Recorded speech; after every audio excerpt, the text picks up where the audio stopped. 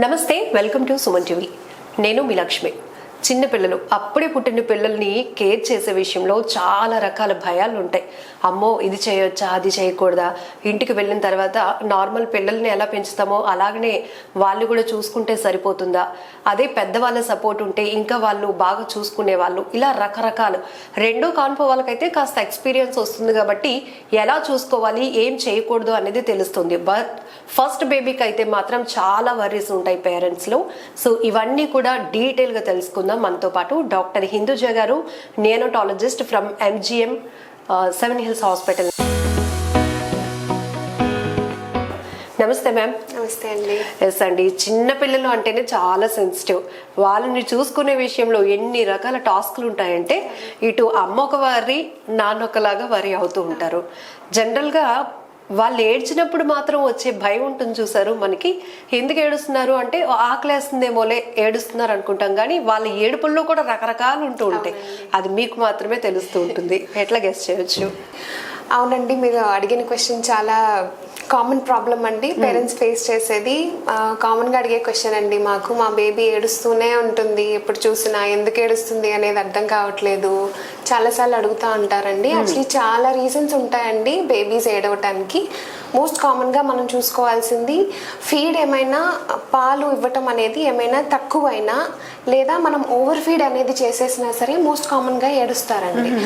ఆకలితో ఏడుస్తారు, పాలు ఎక్కువైనా సరే ఏడుస్తారనమాట. నెక్స్ట్ కామన్గా చూసుకోవాల్సింది డైపర్ ఏమన్నా ఫుల్గా ఉందా అనేది చూసుకోవాలండి.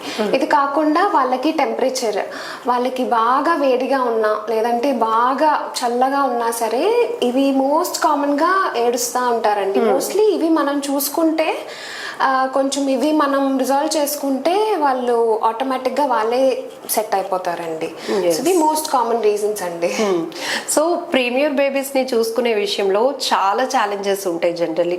సో అప్పట్లో వాళ్ళైతే ముగ్గురు నలుగురిని చాలా ఈజీగా చూసుకునే వాళ్ళు, కానీ ఇప్పుడు ఒక బేబీని ఫస్ట్ ఎక్స్పీరియన్స్ అయితే ఇంకా వరీ అవుతూ ఉంటారు.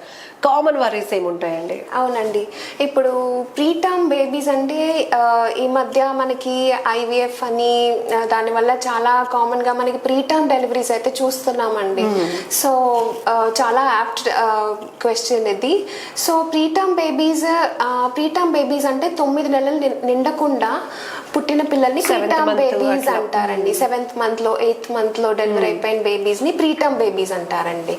సో వాళ్ళని టర్మ్ బేబీస్ తో కంపేర్ చేస్తే వాళ్ళకి అడిషనల్ ప్రాబ్లమ్స్ అనేవి కొంచెం వేరేగా ఉంటాయండి. వాళ్ళు చల్లగా అయిపోవటం, వాళ్ళకి ఇన్ఫెక్షన్లు ఎక్కువగా రావటం, పాలు సరిగ్గా తీసుకోలేకపోవటం, బరువు రాకపోవటం, ఇలా జాండిస్ ఎక్కువగా రావటం, ఇన్ఫెక్షన్స్ ఎక్కువగా రావటం, ఇలా వాళ్ళకి చాలా రకరకాల ప్రాబ్లమ్స్ చాలా కామన్ గా వస్తూ ఉంటాయండి. సో ఇవి మనం అడెక్వేట్ గా రికగ్నైజ్ చేసి సరైన టైంలో పీడియాట్రిషియన్ ఆర్ నియోనటాలజిస్ట్ సపోర్ట్ తీసుకొని వాళ్ళకి కరెక్ట్ టైంకి ట్రీట్మెంట్ అందిస్తే బాగుంటుందండి. ఓకే. సో ఫీడింగ్ విషయంలో కూడా చాలా రకాల డౌట్స్ వస్తాయి. అంటే ముందంతా 2 ఏళ్ల వరకు పిల్లలకి తల్లి ఇచ్చే పాలే చాలా బూస్టింగ్ ఉంటుంది, వాళ్ళ హెల్త్ని అదే డిసైడ్ చేస్తుందని. ఇప్పుడు ఫస్ట్ 6 months కంపల్సరీగా మదర్ ఫీడింగ్ అనేది ఉండాలి అని. ఇప్పుడు మిల్క్ ఫీడింగ్ అవుతుంది కాబట్టి వాళ్ళకి వాటర్ నీడ్ అవుతుందా? ఇది చాలా మందికి డౌట్. అవునండి, కరెక్ట్ క్వశ్చన్ అండి. చాలా మంది ఇది కూడా అడుగుతారు, సమ్మర్ లో కూడా వాటర్ ఇవ్వకూడదా బేబీకి, డిహైడ్రేట్ అయిపోతారు కదా అని. యాక్చువల్లీ మనకి ఫస్ట్ 6 నెలల్లో మనకి తల్లిపాలు అనేది కంప్లీట్ న్యూట్రిషన్ అండి బేబీకి, సంపూర్ణమైన ఆహారం బేబీకి. సో ఫస్ట్ 6 నెలలు మనం బేబీకి ఇంకేమీ ఇవ్వాల్సిన అవసరం లేదు. మనం తల్లిపాలు ఒక్కటే ఇస్తే బేబీ గ్రోత్కి, డెవలప్మెంట్కి కావాల్సిన అన్ని ప్రోటీన్స్ కానీ, ఫ్యాటీ యాసిడ్స్ కానీ, బ్రెయిన్ ఎదుగుదలకు కానీ అన్ని మనకి విటమిన్స్ కానీ, మినరల్స్ కానీ అన్ని బ్రెస్ట్ మిల్క్ లోనే ఉంటాయండి. కంప్లీట్ ఫుడ్ అంటారు బ్రెస్ట్ మిల్క్ ని, అందుకనే. సో ఫస్ట్ 6 months మనం ఏమి ఇవ్వాల్సిన అవసరం లేదండి, వాటర్ ఏమి ఇవ్వాల్సిన అవసరం లేదు, ఓన్లీ బ్రెస్ట్ మిల్క్ అండి. ఓకే. సో పిల్లలకి జాండీస్ విషయంలో మాత్రం చాలా భయం వేస్తూ ఉంటుంది. అసలు ఏంటి వీళ్ళకి ఎలాంటి ట్రీట్మెంట్ ఇవ్వాలి ఇలా, సో అసలు ఎందుకు వస్తుంది? పిల్లల్లో జాండీస్? జాండిస్ అనేది అందరు బేబీస్ లో జాండిస్ వస్తుందండి. కాకపోతే మనకి ఆ పసుపచ్చగా బేబీని చూడగానే మనకి చాలా టెన్షన్ వస్తుంది అనమాట, ఏమైపోతుంది బేబీకి అనేది. So jaundice actually physiological jaundice అండి అది. సో బేబీస్ అందరిలో వస్తుంది. రక్త కణాలు అనేవి బ్రేక్ అవ్వటం వల్ల, పిగ్మెంట్ అనేది రిలీజ్ అవ్వటం వల్ల కొంచెం స్కిన్ ఇంకా ఐస్ ఎల్లో కలర్ లో డిస్కలర్ అయ్యి మనకి జాండిస్ అనేది వస్తుంది. కామన్ గా వస్తుంది, అందరు బేబీస్ కి వస్తుంది. యూజువలీ 3వ రోజు నుంచి మొదలై 5వ రోజు వరకు స్టార్ట్ అవుతుందండి జాండిస్ అనేది. వారం 10 రోజుల్లో దానంతట అదే క్లియర్ అయిపోతుంది అన్నమాట. ఒకవేళ తగ్గకుండా సివియర్ అవుతోంది అన్నప్పుడు ఎలా గుర్తించవచ్చు? సో జాండిస్ కి కొన్ని సైన్స్ అనేవి ఉంటాయండి. ఇప్పుడు మొదటి 24 గంటల్లో బేబీకి జాండిస్ అనేది వస్తుంది, లేదంటే అరికాళ్ళు అరిచేతులు కూడా పసుపచ్చగా అయిపోయాయి, లేదంటే బేబీ ఏడుస్తూనే ఉంది, పాలు తాగట్లేదు, బాగా డల్ గా ఉంది, ఇలాంటి సిమ్టమ్స్ ఏమన్నా మనం ఉంటే ఆ జాండిస్ అనేది ఫిజియలాజికల్ జాండిస్ కాకుండా పెథలాజికల్ జాండిస్ అని అంటామండి. సో వెంటనే మనం పీడియాట్రిషియన్ దగ్గరికి మెడికల్ అటెన్షన్ కి తీసుకెళ్లాలన్నమాట. సో మీరు ఇప్పుడు చెప్పే ఈ సిమ్టమ్స్ ఏమైనా ఉంటే కనుక ఇమీడియట్ గా అలర్ట్ అవ్వాలి. డెఫినెట్లీ అండి. కొంతమంది ఈ జాండిస్ ట్రీట్మెంట్ లో భాగంగా తీసుకెళ్లి బేబీస్ ని సన్లైట్ లో పెడతారు, అది ఉపయోగం ఉంటుందంటారా? It's part of treatment. Sunlight actually not recommended అండి. మనకి సన్లైట్ లో మనం కంట్రోల్ చేయగలిగే ఫ్యాక్టర్స్ లైక్ ఆ డిస్టెన్స్ కానీ, ఆ టెంపరేచర్ కానీ, ఆ ultra UV radiation wave length కానీ మన కంట్రోల్లో ఉండదండి. సో బేబీస్ చల్లగా అయిపోవటం కానీ, లేదా డీహైడ్రేట్ అయిపోయి ఫీవర్ రావటం కానీ ఇలా కామన్ గా జరుగుతూ ఉంటాయి అన్నమాట మనం సన్లైట్ లో పెడితే. సో యాక్చువల్లీ నీడ్ ఏం అవసరం లేదండి. జాండిస్ మనం సరిగ్గా ఫీడింగ్ ఇచ్చుకొని అలా పాలు మీదే ఆ పిగ్మెంట్ అనేది యూరిన్ లో, మోషన్ లో అనేది ఎక్స్క్రీట్ అయిపోతుంది అనమాట, బాడీ న్యాచురల్ మెకానిజం లో. సో లేదు జాండిస్ కి ట్రీట్మెంట్ అవసరం పడుతుంది అంటే మనం హాస్పిటల్లో బ్లూ లైట్ అని ఉంటుందండి, ఫోటోథెరపీ, కంప్లీట్లీ పెయిన్లెస్. అది కంట్రోల్డ్ వేవ్ లెంగ్త్ కానీ, డిస్టెన్స్ కానీ అలా ఉండి మనం అలా ట్రీట్ చేసుకోవచ్చండి jaundice. Sunlight actually proven treatment అయితే కాదండి. బెటర్. సో నెమ్మదిగా వాళ్ళు పెద్దవాళ్ళు అవుతున్న కొద్ది కొంత కాన్ఫిడెన్స్ వస్తుంది, కానీ ఈ మంత్స్ లోనే ఉంటుండగా డేస్ బేబీస్ అయితే ఇంకా వరీ అవుతూ ఉంటాం. వాళ్ళకి హికప్స్ వచ్చినా, లేకపోతే బర్పింగ్ అయినా, ఏంటి ఇలా అవుతుంది అని ప్రతి దానికి ముందు వరీ వస్తుంది తల్లిలో. సో ఆ టైంలో అసలు వాళ్ళు ఎలా ట్రీట్ చేయాలి అంటారు? అవునండి, హికప్స్ అనేవి చాలా కామన్ ప్రాబ్లం అండి. సో హికప్స్ వెకిళ్ళు. సో ఎందుకు వస్తాయంటే మనం బేబీకి పాలుస్తున్నప్పుడు ఆకలితో గాలి కూడా మింగేస్తారనమాట. సో దానివల్ల మన బాడీలో డయాఫ్రమ్ అనేది ఉంటుంది, ఛాతికి పొట్టకి మధ్యలో ఒక కండరం. సో ఈ మింగేసిన గాలి వల్ల డయాఫ్రమ్ ఇరిటేట్ అయ్యి పిల్లలకి ఎక్కిళ్ళు అనేవి వస్తాయి అన్నమాట. సో ఆ టైంలో ఏం చేస్తామంటే పాలు ఇవ్వటం అనేది జస్ట్ ఒక నిమిషం ఆపి భుజాన్ని వేసుకొని 2 తేపులు వచ్చే వరకు తట్టాలండి. లేదా పొజిషన్, మనం స్లీపింగ్ పొజిషన్ లో ఉంటే ఒక సిట్టింగ్ పొజిషన్ కో, లేదా కొంచెం ఇలా వాల్చి పెట్టుకోవటం కానీ అలా పొజిషన్ మారిస్తే హికప్స్ అనేవి వాటంతటి అవే తగ్గుతాయండి. Next main cause over feeding అనేది కొంచెం అవాయిడ్ చేయాలండి. ఎలా తెలుసుకోవచ్చు? ఓవర్ ఫీడింగ్, బేబీకి పాలు ఎక్కువైపోతే ఇందాక చెప్పినట్టు మనం ఇరిటబుల్ గా ఉంటారు, ఏడుస్తూ ఉంటారు, పొట్ట ఎత్తుగా కనిపిస్తుందండి మనకి. పొట్ట ఎత్తుగా కనిపించి ఉబ్బరంగా ఉండి గ్యాసీగా ఇలా అయిపోతారు అనమాట ఓవర్ ఫీడింగ్ ఉంటే. సో ఓవర్ ఫీడింగ్ కూడా ఎక్కిళ్ళు. ఇది మీరు చెప్పింది చాలా వ్యాలిడ్ పాయింట్ మేడం. ఎందుకంటే ఇప్పుడు ఫోన్ చూస్తూనో, టీవీ చూస్తూనో ఎంతసేపు ఫీడ్ చేస్తున్నారో కూడా తెలియదు, బట్ బేబీ ఆకలి ఎంతవరకు అన్నది కూడా కొంతవరకు గమనించడానికి కూడా అవ్వదు కదా. ఈ విషయంలో మాత్రం మళ్ళీ ఒకసారి రిపీట్ చేయాల్సిందే మీరు. అవునండి. సో మనకి పాలు తక్కువ అవటం ఎంత ప్రాబ్లమో, పాలు ఎక్కువ అవటం కూడా అంతే ఇంపార్టెంట్ ప్రాబ్లమ్. సో పాలు తక్కువ అవటం వల్ల బేబీ ఆకలి అలానే ఉంటుంది, ఏడుస్తూనే ఉంటుంది, బరువు రారు, యూరిన్ అవుట్పుట్ తగ్గిపోతుంది, ఇలా ఎంత ప్రాబ్లమ్స్ వస్తాయో పాలు ఎక్కువగా ఇవ్వటం వల్ల పొట్ట పట్టేయటం, ఉబ్బరం రావటం, బేబీ ముక్కటం, ఎక్కిళ్ళు రావటం, పదే వాంతులు అవటం ఇలా కూడా ఉంటుంది అనమాట. సో రెండు మనం ఈక్వల్లీ ఇంపార్టెంట్ అండి. సో రెండు బ్యాలెన్స్ చేసుకొని ఫీడింగ్ అనేది మనం చూసుకోవాలి. మీరు ఇందాక చెప్పారు ఫస్ట్ 6 months బేబీకి మదర్ ఫీడింగ్ అనేది సంపూర్ణ పౌష్టికాహారంగా ఉంటుంది, ఇంకా నో నీడ్ ఎనీథింగ్. బట్ పెద్దవాళ్ళు ఉన్నారనుకోండి, అమ్మో ఎండ పిల్లలకు కూడా దాహం వేసేస్తూ ఉంటుంది, పటిక వాటర్లో పటిక వేసి పట్టడం ఇట్లాంటివి చేస్తూ ఉంటారు కొంతమంది. ఇవన్నీ చేయొచ్చా?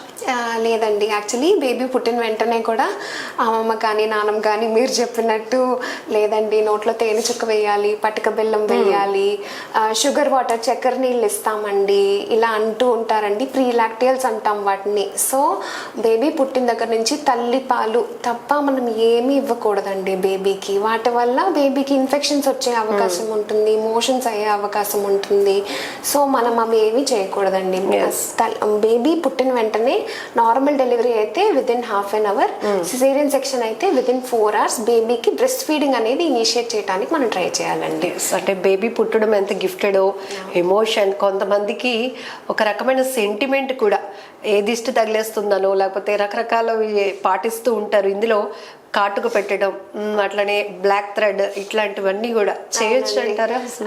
లేదండి, యాక్చువల్లీ వాటి వల్ల ముందు మనం మాట్లాడుకున్నాం కదా, కాటుక పెట్టడం వల్ల కళ్ళల్లో ఇన్ఫెక్షన్ రసి రావటం కానీ అలా వస్తుందండి. దానివల్ల ఏం యూజ్ ఉండదు కాటుక పెట్టడం వల్ల. కొంతమంది చల్లదనం అనుకుంటారు, కొంతమంది దిష్టి అనుకుంటారు, వాటి వల్ల ఏం యూజ్ ఉండదండి. తాళ్ళు కూడా కట్టినప్పుడు చాలా బేబీస్ని చూస్తాము హాస్పిటల్కి తీసుకొచ్చినప్పుడు, అవి ఎంత టైట్ అయిపోతాయంటే బేబీ వెయిట్ పెరిగే కొద్దీ బ్లడ్ సర్క్యులేషన్ కూడా కట్ ఆఫ్ అయిపోయి కాలు ఉబ్బిపోయి అలా మనం చూసుకోకుండా వాళ్ళకు కూడా చాలా ఇబ్బందిగా ఉంటుందండి. వాటికి అగైన్ సేమ్ ఇన్ఫెక్షన్ సోర్స్ అవుతుంది అది.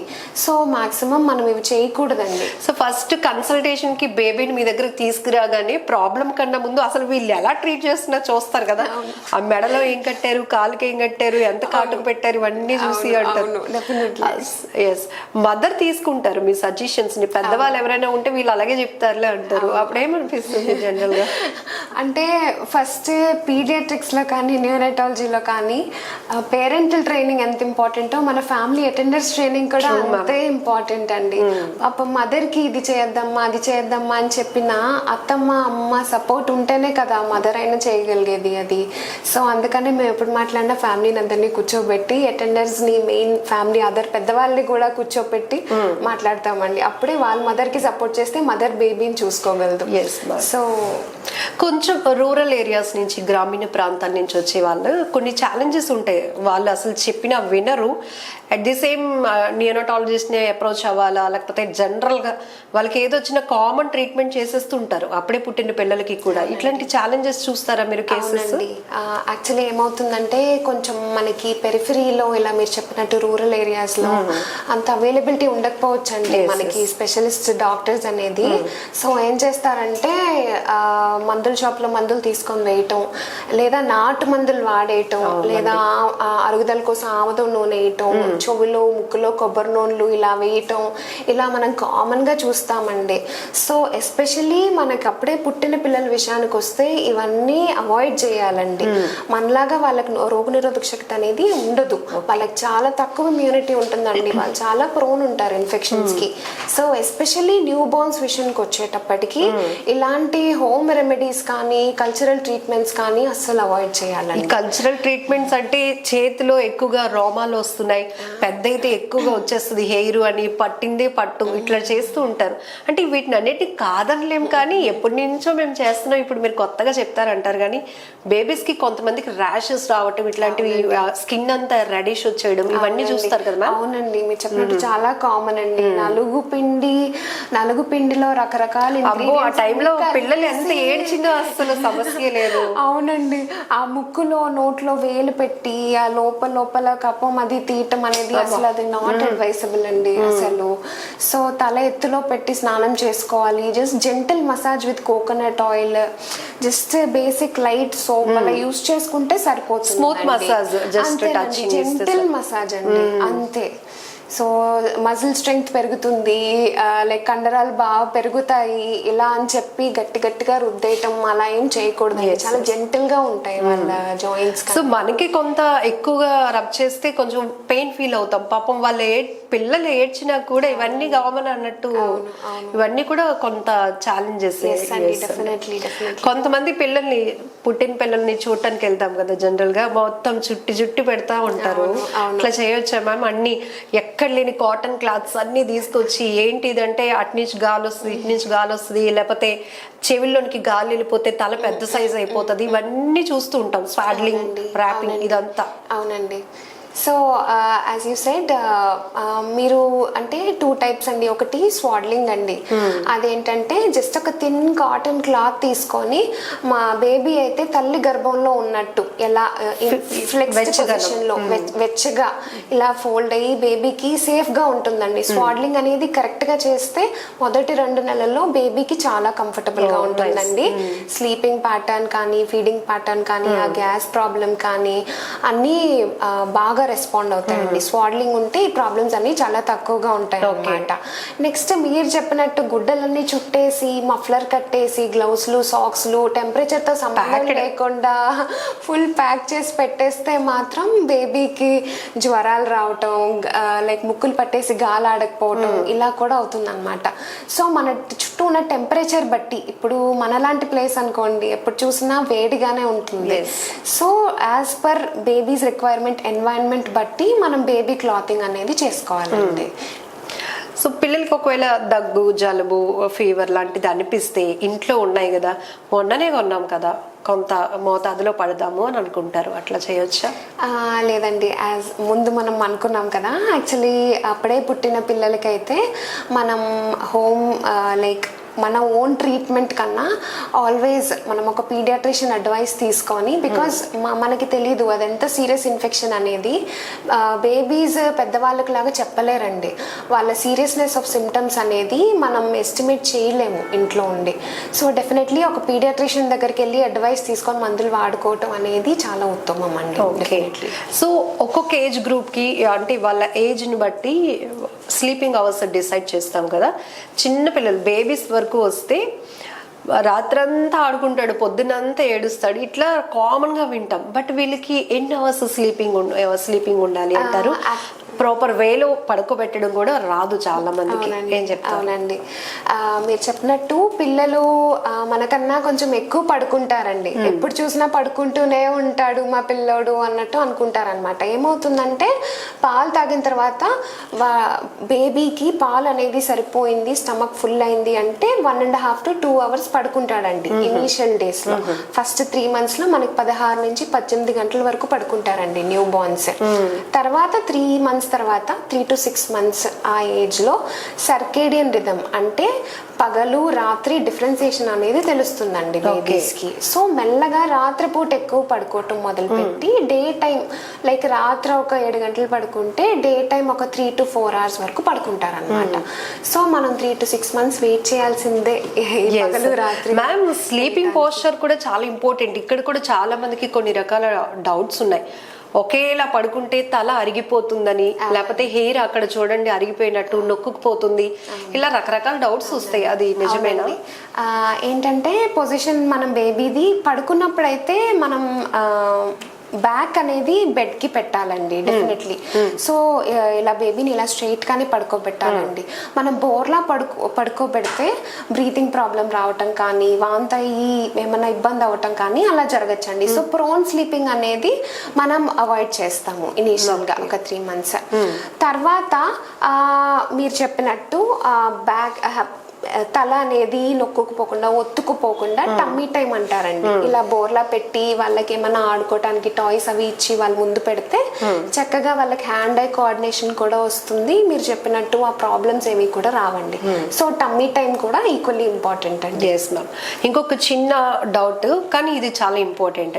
ఒకవేళ వర్కింగ్ ఉమెన్ అయితే గనక ఒక 3 months వరకు ఉంటారు బేబీతో, వెళ్ళాల్సి వచ్చి ఉంటే గనక కొంత మిల్క్ బయటకు తీసేసి దాన్ని స్టోర్ చేసేసి పట్టడం, ఇట్లా ఇంట్లో పెద్దవాళ్ళకి చెప్పడం, లేదంటే ఆ టైంలో ఏ పంచదార నీళ్ళు ఇట్లాంటివి ఏదో ఒకటి కొంచెం అలా అవి కరెక్ట్ అంటారా? లేదండి, వర్కింగ్ ఉమెన్ అయితే మీరు చెప్పినట్టు 3 months వరకు ఇంట్లో బేబీ ఉండి చూసుకుంటారండి. ఆ తర్వాత మనం చక్కగా మిల్క్ అనేది ఎక్స్ప్రెస్ చేసి రెఫ్రిజిరేట్ చేసుకొని మనం బ్రెస్ట్ మిల్కే బేబీకి ఫీడ్ చేసుకోవచ్చు అండి. మనకి రూమ్ టెంపరేచర్లో జస్ట్ అలా బయట పెడితే 4 to 6 hours వరకు పాడవకుండా ఉంటుందండి బ్రెస్ట్ మిల్క్. ఫ్రిడ్జ్లో అయితే 1 day వరకు ఉంటుందండి. సో మీరు చెప్పినట్టు ఈ అదర్ థింగ్స్ కొంచెం తల్లిపాలు కాకుండా మిగిలిన పదార్థాలు అవాయిడ్ చేసి తల్లే కొంచెం ఎక్స్ప్రెస్ చేసి ఎక్స్ప్రెస్ బ్రెస్ట్ మిల్కే బేబీకి ఫీడ్ చేసుకోవచ్చు అండి మనం. సో వేరే ఆప్షన్స్కి వెళ్ళాల్సిన అవసరం అయితే లేదండి. ఒకవేళ మదర్కి కొంత సిక్నెస్ అనిపిస్తే ఆ టైంలో ఇమ్మీడియట్గా తను ఫీడింగ్ ఆపి మిమ్మల్ని అప్రోచ్ అవ్వాలి అంటారా, లేకపోతే ఫీడ్ చేసినా కూడా బేబీకి అది కన్వే అవ్వదు అంటారా? మదర్కి బేసిక్ కాఫ్, కోల్డ్ ఇవన్నీ పోస్ట్ పార్టం పీరియడ్లో వస్తూ ఉంటాయండి. అదేమి బ్రెస్ట్ ఫీడింగ్కి కాంట్రా ఇండికేషన్ ఏం కాదండి. మనం ఫీడింగ్ కంటిన్యూ చేసుకోవచ్చు యాజ్ లాంగ్ యాజ్ మదర్కి ఓపిక ఉంది, కొంచెం తినగలిగే ఓపిక ఉంది, బేబీని పట్టుకునే ఓపిక ఉంది, ఫీడ్ చేయగలిగే ఓపిక ఉంది అంటే మాత్రం we can very well continue breast feeding అనమాట. ఆపాల్సిన అవసరం అయితే లేదండి. బేబీకి తల్లికి దగ్గు జలుబు ఉంది, పాలు ఇస్తే బేబీ కూడా వచ్చేస్తాయి, పాలు పట్టద్దు, అలా చేయాల్సిన అవసరం అయితే లేదు.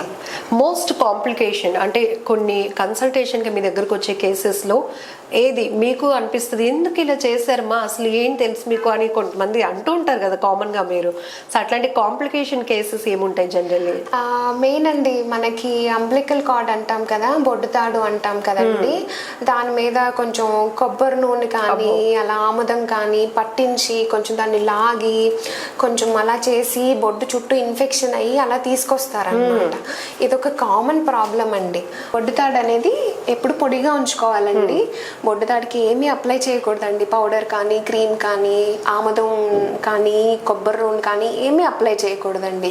బొడ్డుతాడు అనేది డైపర్లో కాకుండా మనం బయట పెట్టుకోవాలన్నమాట. ఎందుకంటే మనకి యూరిన్తో అది మిక్స్ అయ్యి ఇన్ఫెక్షన్ వచ్చే అవకాశం ఉంటుందన్నమాట. బొడ్డుతాడు 7 నుంచి 10 రోజులకి దానంతట అదే ఊడి పడిపోతుందండి. మనం లాగాల్సిన అవసరం, ఏమీ చేయాల్సిన అవసరం లేదు. సో అది ఒక కామన్ ప్రాబ్లం అండి. మీరు చెప్పినట్టు తీసుకొస్తా ఉంటారు ఇన్ఫెక్షన్తో, అదొకటి కొంచెం అవాయిడ్ చేయాలండి మనం. ఫైనల్లీ మీరు ఏం సజెషన్ చేస్తారు అంటే మదర్కి కావచ్చు, ఫాదర్కి కూడా, అట్లానే ఫ్యామిలీ మెంబర్స్కి కూడా? First of all congratulations to the new parents అండి. సో డెఫినెట్లీ ఏమీ టెన్షన్ పడద్దండి. ఒక్కొక్క బేబీ ఒక్కొక్కలాగా బిహేవ్ చేస్తుంది. ఎవ్రీ బేబీ ఈజ్ యూనిక్ అండి. మనం ఇరుగు పొరుగు మాటలు విని మా బేబీ ఇలా చేస్తుంది, మీ బేబీ ఇలా చేయలేదా అని కంగారు పడద్దండి. Every baby is different. మీకు ఏమన్నా డౌట్ ఉన్నా వెంటనే మీ పీడియాట్రిషియన్ని కన్సల్ట్ చేయండి, అడ్వైస్ తీసుకోండి. ఊరికని కంగారు పడే అవసరం ఏం లేదండి. యువర్ ఆల్ గుడ్ పేరెంట్స్, బాగా చూసుకుంటున్నారు బేబీస్ ని. ఏం డౌట్ ఉన్నా వెంటనే పీడియాట్రిషియన్ దగ్గరికి వెళ్ళి కన్సల్ట్ అయితే మీ డౌట్స్ కూడా క్లియర్ అవుతాయి, బేబీకి కూడా హెల్ప్ అవుతుంది. మ్యామ్ ఇక్కడ కొంతమంది బేబీస్ రెస్పాండ్ కాకపోవడం ఇట్లాంటివి కొంతమంది చాలా డిలే అవుతూ ఉంటుంది. ఆ సైన్స్ ని గుర్తించడంలో ఎప్పుడు అలర్ట్ అవ్వాలి అంటారు? ఇది చాలా మందికి ఇంపార్టెంట్. అంటే మనం ఆ బేబీ అనేది డెవలప్మెంట్ అనేది డిలే అవుతుంది అనే దానికి కొన్ని సూచనలు ఉంటాయండి. అంటే 2 నెలల కల్లా బేబీ అనేది మనం చూసి తల్లిని అట్లీస్ట్ చూసి నవ్వాలన్నమాట. 4 నెలలకి బోర్లా పడాలి, 6 నెలలకి కొంచెం కూర్చోగలగాలి, 8 నుంచి 10 నెలలకి నించోగలగాలి, 2-3 అడుగులు వేయగలగాలి. ఇలా లైక్ ఇవన్నీ ఫిక్స్డ్ మంత్స్ అండి. 2, 4, 6, 8 నుంచి 10. ఈ టైంకి ఇవి నడవట్లేదు అంటే బేబీ కొంచెం డిలే ఉంది, రెడ్ ఫ్లాగ్ సైన్స్ అని అంటామండి. వెంటనే మనం పీడియాట్రిషియన్ ని కలిసి కొంచెం ఇవాల్యుయేట్ చేసుకోవాలండి. Okay, thank you ma'am. ఎందుకంటే చిన్న పిల్లల్ని ఎంత అపురూపంగా చూసుకోవాలని ప్రతి ఒక్కరు అనుకుంటారు, కానీ చాలా డౌట్లు ఉంటాయి ప్రతి క్షణం. ఈ రోజు వీళ్ళు కంఫర్ట్గా చూసుకున్నామా అంటే ఫుల్ హ్యాపీ అయిపోతారు పేరెంట్స్. ఎందుకంటే వాళ్ళు హెల్దీగా స్లీప్ అయితే వీళ్ళకి కాస్త కాన్ఫిడెన్స్ కూడా వస్తుంది. జనరల్గా చిన్న పిల్లలు, అప్పుడే పుట్టిన పిల్లల నుంచి కొంత మెచ్యూరిటీ వచ్చే వరకు కూడా పిల్లల్లో కామన్గా వచ్చే ప్రాబ్లమ్స్ ఏంటి, ఎప్పుడు పేరెంట్స్ వరీ అవుతూ ఉంటారు, ఏమి చేయాలి ఏమి చేయకూడదు అనేది కూడా డాక్టర్ హిందూజ గారు చాలా డీటెయిల్గా మనకు చెప్పారు కదా. సో ఒకవేళ మీకు ఇంకా ఏమైనా డౌట్స్ ఉన్నా కూడా, లేకపోతే మేడం చెప్పినట్టు ఈ సైన్స్ ఏమైనా ఉండి ఏమైనా కాంప్లికేషన్గా అనిపిస్తే ఏమాత్రం డిలే చేయకుండా ఇమీడియట్గా నియోనటాలజిస్ట్ని మీరు కన్సల్టెంట్ చేయొచ్చు. Thank you so much ma'am. నమస్తే. థ్యాంక్ యూ అండి. Thank you very much.